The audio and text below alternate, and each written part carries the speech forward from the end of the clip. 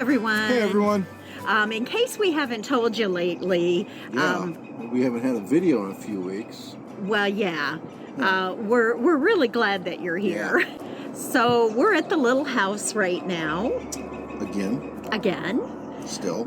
We're really pushing to try to finish the little house, to finish the remodel, so we can get back to doing what we love. Yeah, weather's getting nice, and the real job is a little more demanding right now. So it's that paradox. When you got the time, you don't have the money. When you have the money, you don't have the time. Is that what you're... Yeah, that's what my old man always said. Yeah. The problem with construction. So we're looking forward to getting back out there soon to travel, explore, camp. Find breweries, distilleries, barbecue joints. That's beautiful sunsets to share with somebody. Oh, there you go. Okay. That was the good answer. So while we've been dedicating so much time to trying to get the house finished here, we haven't been able to travel or anything. So we haven't had a new video in a couple weeks because we haven't been anywhere since December. Yeah, it was right after Christmas. Yep, and we ran out of new footage. Been going through footage from past trips. And what you left that on the cutting room floor? Cutting room floor because I thought the videos were getting too long. So we don't want to bore you that much. Yeah, so some things that we never shared that I'm gonna put a few videos together, and so we'll be having those over the next few weeks. Oh, like leftovers. I like leftovers. Some. The good ones. Hopefully these are good leftovers. So the first one is from our trip to the Ozark and Ouachita National Forest last winter. So if you missed that whole Ozark trip series, we'll link the playlist at the end of this video. Yeah, like right up here somewhere. What is that? That's my sucker. Where's my sucker? You already ate it. Oh. We had just spent several days camping and exploring Ozark National Forest, and we were headed down Scenic Route 7 through the Ouachitas on our way to Hot Springs. Scenic 7 runs north to south all the way across the state of Arkansas, but we were just driving a short section between the Ozarks and through the Ouachitas. It is a beautiful drive and definitely worth the time. We camped for several days in Hot Springs National Park campground and explored the Hot Springs area, but we took one day to head back north along Scenic 7 to explore the Ouachitas and check out a few other things we had seen. One of those things was this National Forest Service interpretive site at the former home of Hollis CCC Camp. So a quick little history lesson here, just in case anyone's not aware what the CCC is. Here in the U.S., we were in the midst of the Great Depression, which had started in late 1929. Our economic situation was worsened by the Great Dust Bowl, which was a result of poor farming practices and an extended drought. Around that same time, President Hoover signed the Smoot-Hawley Tariff Act, which increased tariffs and was supposed to help farmers, but ended up setting off a trade war that deepened our economic instability. By the time Franklin Delano Roosevelt was elected in late 1932, we were in pretty dire straits. In 1933, FDR launched the New Deal, which included many programs, and one of them was the Civilian Conservation Corps, or the CCC. So, of course, that's a very simplified version of the history. There were, of course, many more factors at play, and some saw FDR as a savior, while others were very critical of his policies. But whichever side you kind of fall on, many, many millions of families benefited during that time from the creation of the Civilian Conservation Corps. The mission of the Civilian Conservation Corps was twofold. It provided employment and education to young men, and it also sought to preserve and restore natural resources. The program allowed single men between the ages of 18 and 25 to enlist. They would be paid $30 a month, $25 would be sent directly home to their families, and then they kept the other $5 for their own expenses, but everything was provided. So housing, food, medical, and even some education was available. In case you're wondering, that $30 would be about $700 in today's economy. Fireplace that once heated the recreation hall at Hollis Civilian Conservation Corps Camp. Popular gathering place in the evenings. Enrollees played cards, checkers, ping pong, read, or just visited. On Sunday, church services were held inside. The CCC operated from 1933 until 1942 and employed about 3 million young men. At its height, there were over 2,500 camps across the U.S., and when someone enlisted or enrolled, they would be assigned to a specific camp. And there were lots of different units doing different types of work. So depending on the unit you were assigned to, you might be doing soil conservation work, building a state park, doing some sort of biological survey, or building forest roads and trails. Officers' quarters. As the officers' quarters resembled a small shed. Laundry shed attached to the back. Just a little room. The vast majority of CCC camps no longer exist, although there are about 500 related properties listed on the National Register of Historic Places. Some of them are former campsites like this one. I only know of one intact camp, which is in the state of Georgia. If anyone knows of other interpretive sites like this one, or former campsites where maybe there's still remnants or some buildings standing, we would love to hear about it.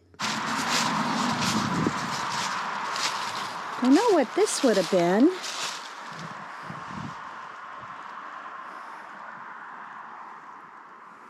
The Hollis camp was built to house the 200 men of Company 1704. Hollis, along with the nearby Jessyville camp, which some of these historic photos are from, were both National Forest camps. Nope. On the ground full of water. Oh, here's sidewalk.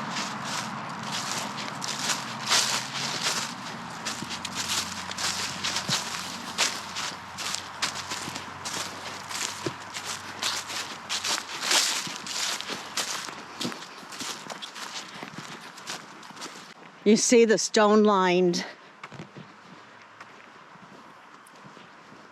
maybe walkway there? Oh, the mess hall and kitchen. So that's what that was back there. Kitchen was connected to the mess hall. Interesting. I mean, maybe what is there could possibly just be the kitchen? Maybe, yeah, that the mess hall's not there anymore. Many CCC camps were like little villages with all the services they needed on site. Concrete foundation once supported the mechanic shop. Young men learned by doing. The channel running down the center of the floor was used to drain oil from vehicles away from the building. The head mechanic lived in the building behind the shop. We'll have to walk back there and look. Small photo lab and blacksmith shop were close by. During the Depression, education was a luxury few could afford, and the need was great among the enrollees. Education advisor was assigned to each CCC camp, and a variety of classes were offered in the evening. In 1937, up to 10 hours out of the work week could be used by enrolling for education and vocational training. So that pad was the mechanic shop. That over there is for the blacksmith shop.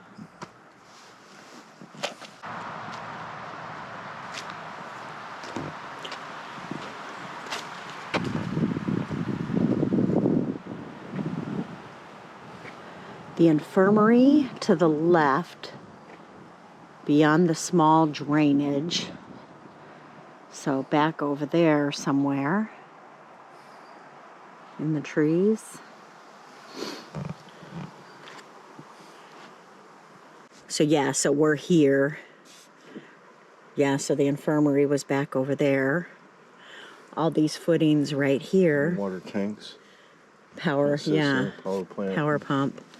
And then the workshop's foundation to the right supported the small building containing the pumps for the camp's water supply and power plant.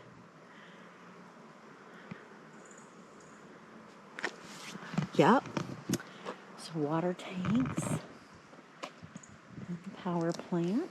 Or where it said it had a drain down the center, I couldn't see it from standing out there. But now you can see it. Yeah.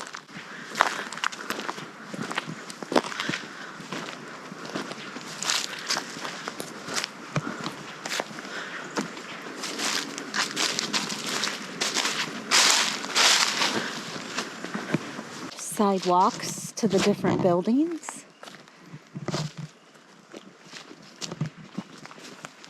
The blacksmith shop. Mm-hmm.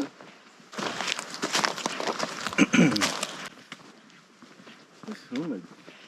The sun is trying to come out. Mm-hmm.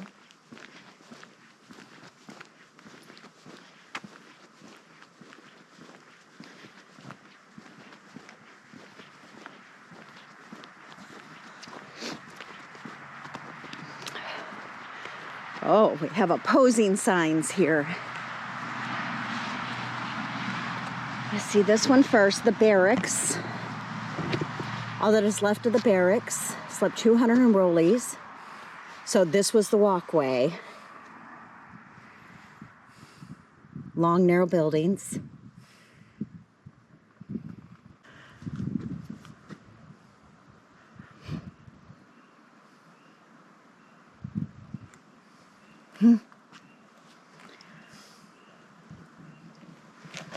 So that's what this whole center area.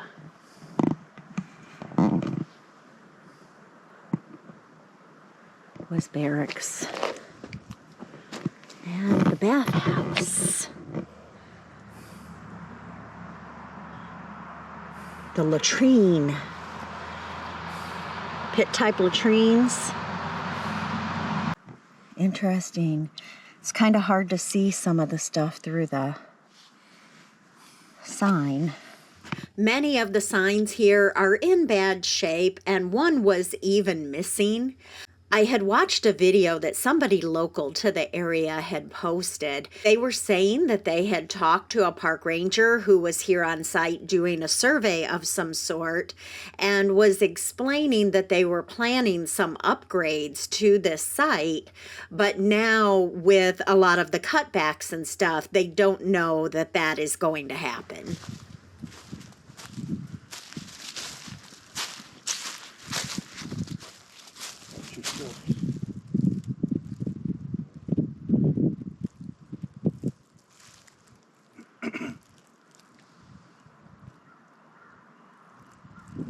Oh yeah, so once you're over here you can kind of see more of the foundation.